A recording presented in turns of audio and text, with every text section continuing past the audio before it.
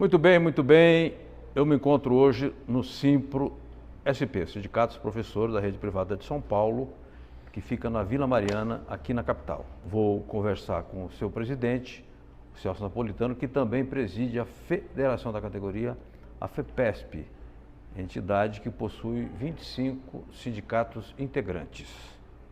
Nós estamos em época de database. Negociações para o básico, negociações para o superior, negociações para o SESC, SESI e SENAI. Portanto, amplas negociações, várias pautas, mas a database é 1º de março. Professor Celso, eu quero começar pelo dia 20 de janeiro, quando aqui se realizou o CONSINDE, que foi uma reunião de dirigentes, e alguns assessores naturalmente, e ali, de certa forma, se discutiu como seria o rumo da campanha, quais seriam as providências da campanha, as etapas da campanha. Então eu queria saber o que é o CONSINDE, porque sempre o pontapé inicial é dado por esse CONSINDE. Pois bem, Franzin, é uma honra e um prazer ter você aqui e falar, colocar as questões relativas à campanha salarial para toda a categoria e, no caso, para as duas categorias, porque a FEPESP também representa os funcionários e as funcionárias não docentes. Exato. Bem lembrado, bem lembrado. Das escolas privadas de São Paulo, além dos professores e das professoras. O CONSINDE é o Conselho Sindical da Federação. O CONSINDE é um mini congresso. O Estatuto da Federação prevê um congresso a cada 4 anos, que é um congresso eleitoral. E depois, anualmente, um encontro de todas as entidades com representantes das bases das entidades integrantes, que é chamado de Conselho Sindical.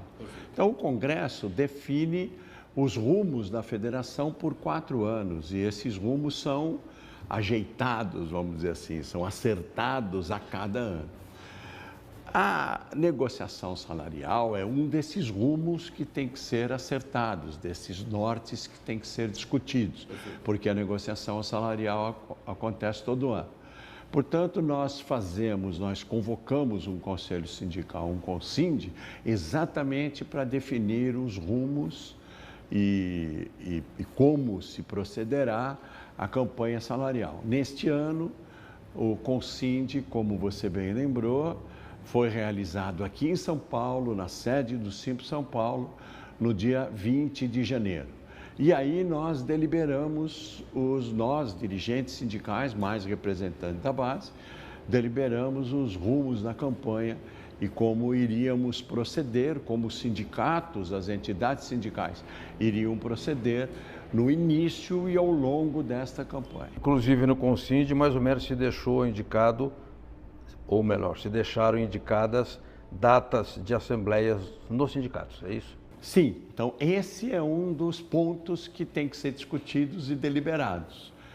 Como procederemos à campanha salarial? Então, discutimos e deliberamos lá no CONSINDE que nós iniciaríamos as campanhas salariais com grandes assembleias de pauta de reivindicações. Nós já havíamos decidido no ano anterior que não faríamos assembleia de pauta no final do ano, porque pela característica da categoria, final do ano é época de fechamento de nota, inclusive com os trabalhadores não docentes envolvidos nessa questão. Depois nós temos um recesso, que é uma conquista da categoria, por 30 dias, e aí fica muito difícil e complicado para os professores, professoras, trabalhadores, trabalhadoras comparecerem e discutirem a pauta. Então, naquela época já havíamos decidido que iríamos discutir isso em janeiro, foi feita a discussão e foi confirmado de nós convocarmos assembleias que pretendíamos que fossem massivas, de grande participação, para iniciar a campanha. Então, o pontapé da campanha salarial, das campanhas, envolvendo todos os segmentos, As categorias são duas, mas nós temos, como você lembrou, o Sistema S, SESI, SENAI e SENAC, nós temos educação superior e nós temos a educação básica. Então, para essas categorias todas. O ciclo de assembleias se iniciou no dia 1º de fevereiro, com uma assembleia de falta abonada dos professores e professoras do SESI, em todas as bases do sindicato, na mesma data. Isso é tradicional ocorrer em todos os anos. E depois, ao longo do mês de fevereiro, no período de 19 e 26, as categorias de professores, professoras e auxiliares da administração escolar foram convocados para definir pautas para a educação básica e para o ensino superior e para o SENAC. Perfeito. Agora, no dia 27, houve uma assembleia, aí foi de forma online, de unificação da pauta. Eu me lembro que foi uma assembleia que demorou, assim, muito demorada, entendam o muito que eu vou dizer.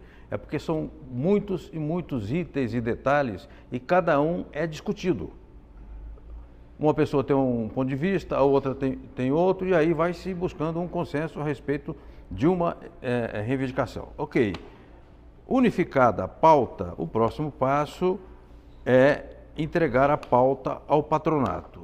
Entregue a pauta aos patrões, são várias pautas, se iniciam as negociações. Então, nós estamos hoje, na data de hoje,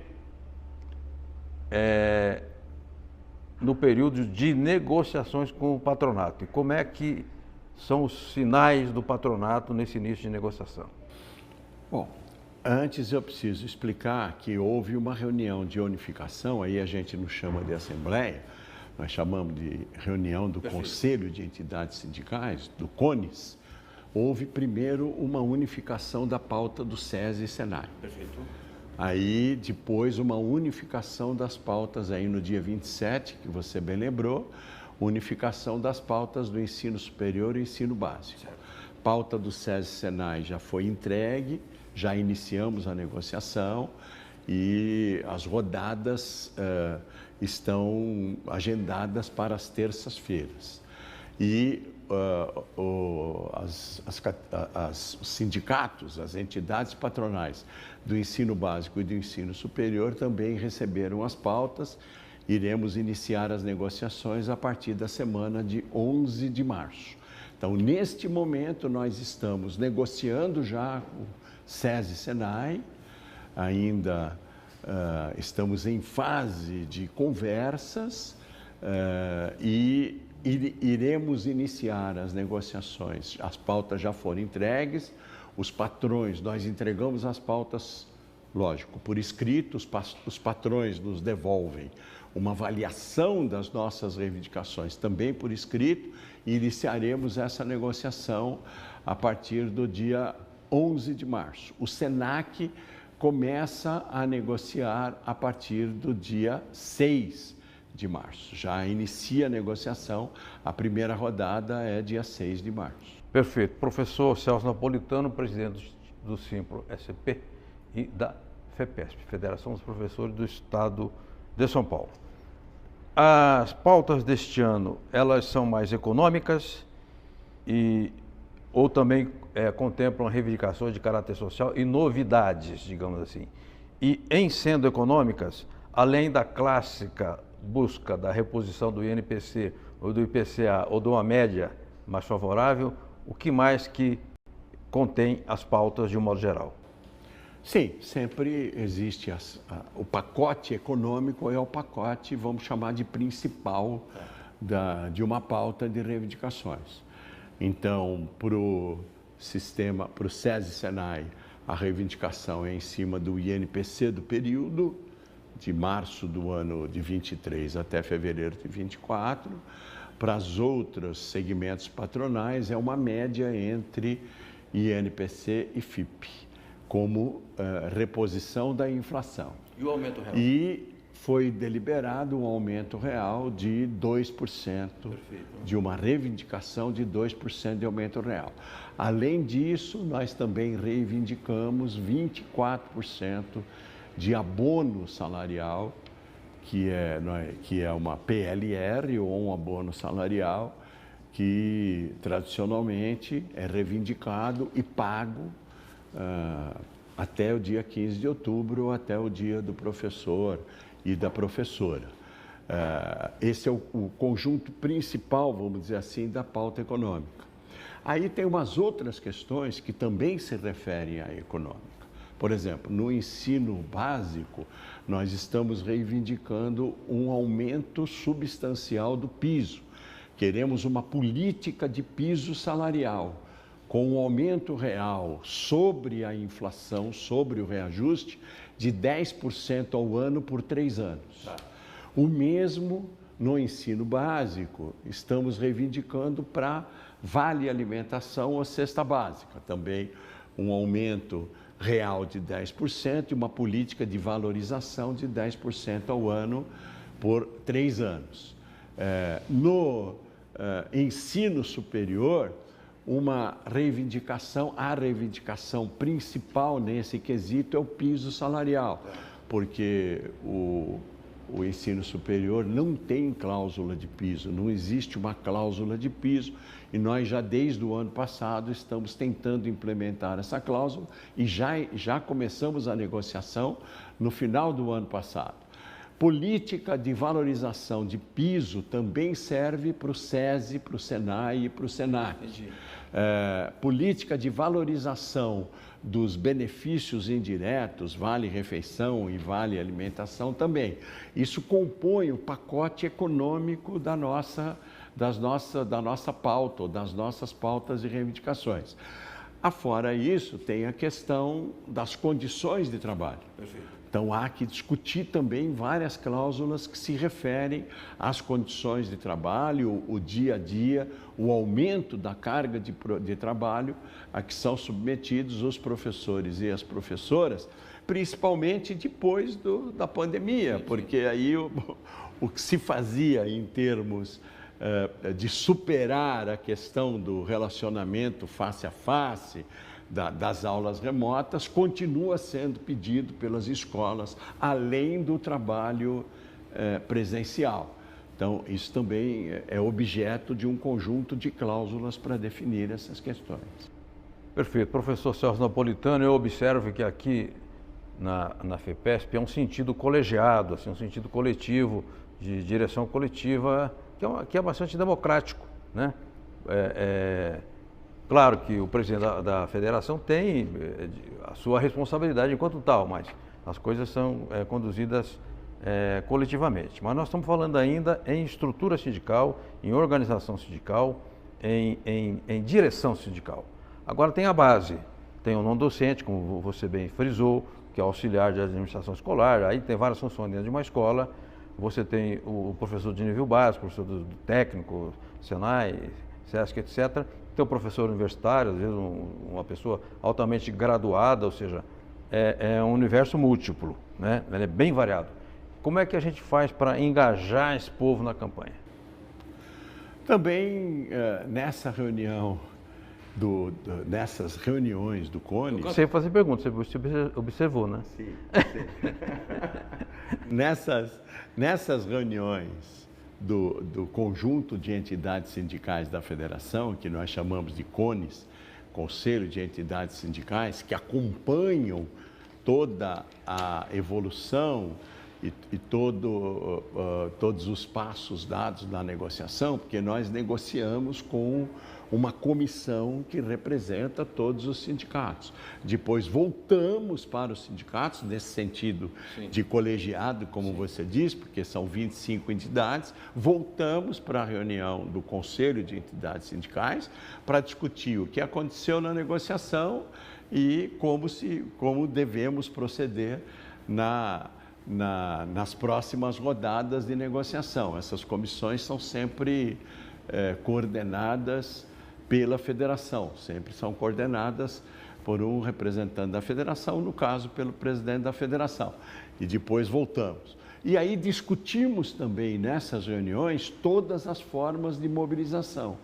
Então, na federação, nós discutimos e as entidades se posicionam juntamente com a equipe de comunicação sobre materiais coletivos e conjuntos de todos os sindicatos que compõem a base da federação, em termos de mobilização de todas as categorias, como você bem lembrou, com as suas características. Há categorias que respondem bem a chamamentos para reuniões presenciais. Outras, como por exemplo os professores e professoras do ensino superior, se organizam muito melhor com reuniões remotas, como foi feito nos últimos 2 anos na nossa luta aí, até chegamos a dissídio coletivo e chegamos à greve. E também os materiais que nós distribuímos para todos os segmentos. Eles são unificados, mas eles são customizados para cada segmento. Tem uma linguagem para você falar com o professor do SESI-SENAI, professor do SENAC, com trabalhadores e trabalhadoras do ensino superior, trabalhadoras e trabalhadores da educação básica. São unificadas, mas são customizadas. Há segmentos que respondem bem a, por exemplo, roteiros de carros de som avisando sobre as questões. Outros já são melhor atendidos em visitas às escolas. Então, todos os sindicatos organizam comitês, grupos de trabalho de mobilização cujas experiências são trocadas nas reuniões do Conselho de Entidades Sindicais, no sentido de mobilizar todo mundo e de informar toda a categoria e de tê-lo sempre em apoio às equipes de negociação. Professor Celso Napolitano, o PIB brasileiro cresceu 2,9% ano passado, de certa forma até surpreendeu um pouco o mercado, né? A Folha de São Paulo publicou anteontem, uma avaliação de 99 itens no governo atual e desses 99, 66 foram avaliados positivamente. Se não me falha a minha precária aritmética, 66 significam 2/3 de 99, é isso? É isso. Pois bem. Exatamente 2/3. Exatamente. 67%. Perfeito. Então, eu quero crer... Passou com nota 7 quase. Eu quero crer, então, que do ponto de vista macro, as condições econômicas melhoraram. Mas a pergunta que se faz é sempre assim: até que ponto as condições macro favoreceriam, por exemplo, ou viriam favorecer a campanha dos metalúrgicos num determinado segmento, dos condutores num determinado segmento, dos bancários de um modo geral e dos professores do setor privado? Dizendo isso, eu pergunto, há um otimismo diante do quadro geral ou não tem impacto? Veja, em relação à educação básica, inclusive a própria grande imprensa noticiou, houve um aumento de demanda na educação básica. Nós retornamos aos índices de ocupação, podemos chamar assim, na educação básica de 2019, anteriores à pandemia. Sofreu aí uma queda no tempo da pandemia, agora voltou. Então, o que nós sentimos nos sindicatos e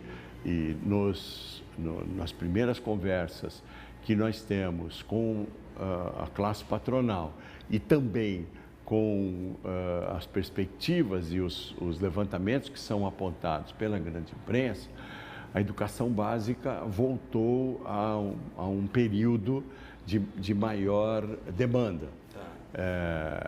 Sistema S, a demanda é sempre a mesma, porque o Sistema S subsidia a educação. Então, mesmo quando se cobra mensalidade, o valor da mensalidade é muito abaixo dos valores praticados pelas escolas privadas. Porque o Sistema S tem um subsídio, né? Tem uma arrecadação compulsória significativa, 2,5% da folha de pagamento da indústria, 2,5% da folha de pagamento do comércio, sem osso, né? Vai direto para eles e sem oposição. Eles recebem diretamente do INSS esse dinheiro. A educação superior é um caso que estamos discutindo já há um bom tempo. Por quê? Pela ação que nós reputamos deletéria que não é uma palavra muito boa, né? Pela ação nociva dos grandes grupos econômicos mercantis na educação superior. Avançaram na educação superior, adquirindo escolas tradicionais de famílias de educadores. Sim. E colocaram uma dinâmica de condução dos negócios, de gestão dos negócios, que é a dinâmica do lucro. Sim. E com um custo baixo, menor custo possível. Sim, sim. Se aproveitando principalmente nesse segmento de tudo que tem de perversidade na lei que foi chamada de reforma trabalhista. Deforma trabalhista.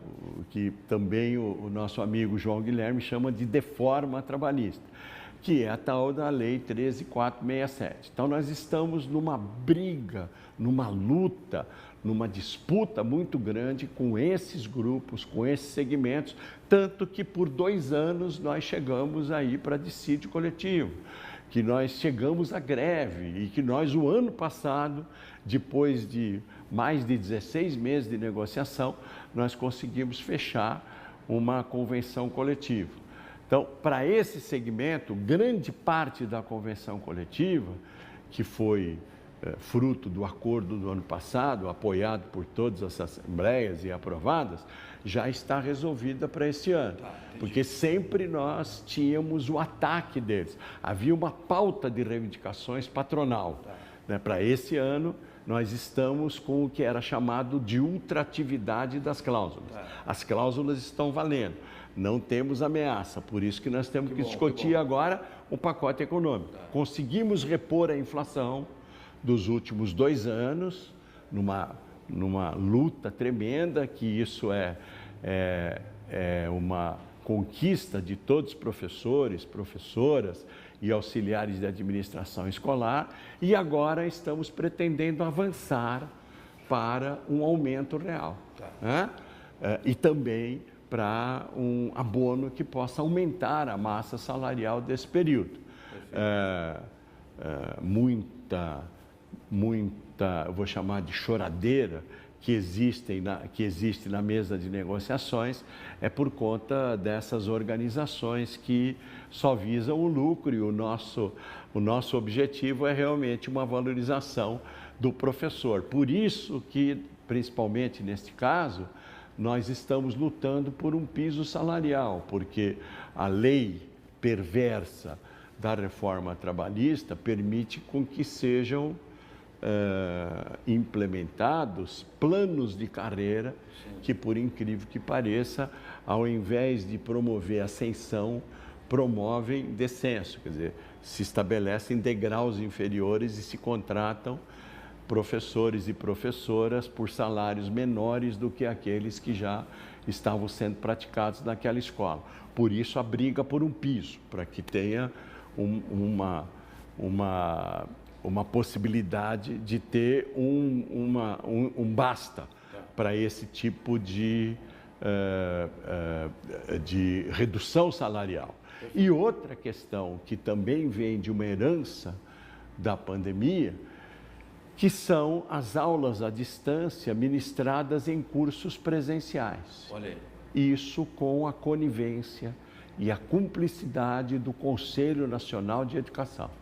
Então, estou denunciando mesmo a conivência e a cumplicidade do Conselho Nacional de Educação, que permite com que 40% de um curso que deveria ser presencial e que o aluno adquire, custeia como sendo presencial, 40% seja ministrado à distância.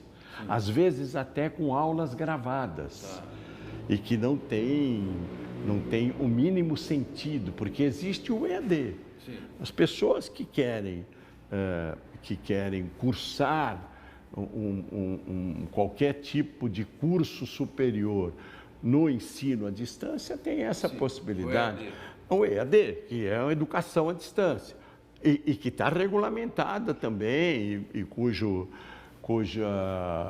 cuja formação ela é garantida pelo MEC, pelos órgãos de educação.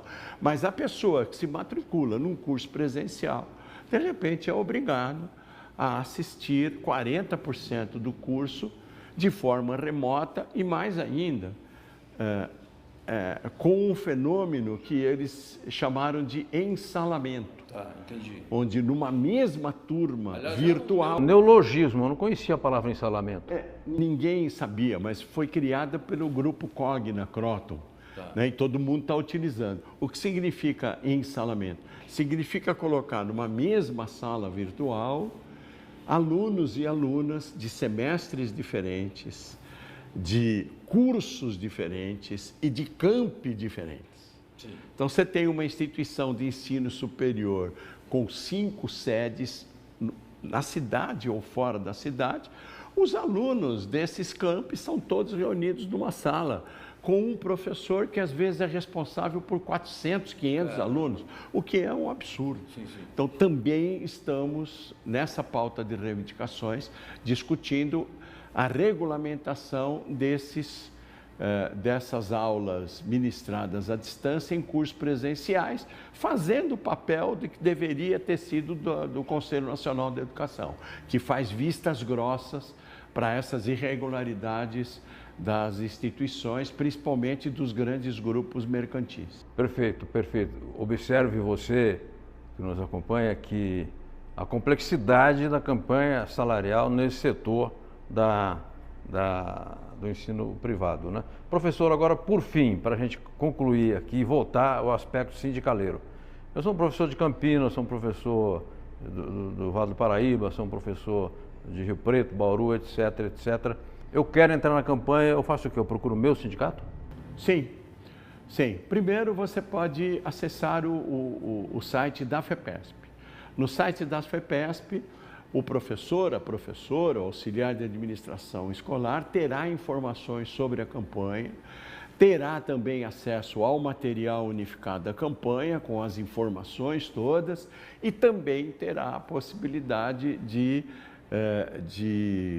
se linkar diretamente ao seu sindicato de base. Então, o professor de Bauru, ele tem pelo site da FEPESP como chegar até o Simpro-Bau, que é o Simpro-Bauru. Mesma coisa para Jundiaí, Presidente Prudente, Campinas, região do ABC e etc. Então, todos e todas têm essa possibilidade e, principalmente, convocar o sindicato. Os professores, as professoras, os auxiliares de administração escolar, pode convocar o sindicato para fazer uma visita à sua escola, para explicar o que está ocorrendo com a campanha salarial. Os sindicatos estão todos aparelhados para visitar as escolas, o maior número de escolas possível, porque a visita também obedece sempre ao esquema de estar na hora do intervalo.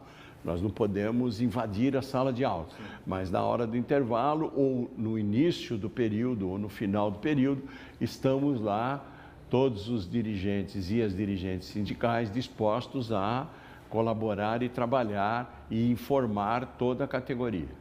Eu quero agradecer ao professor Celso Napolitano por essa longa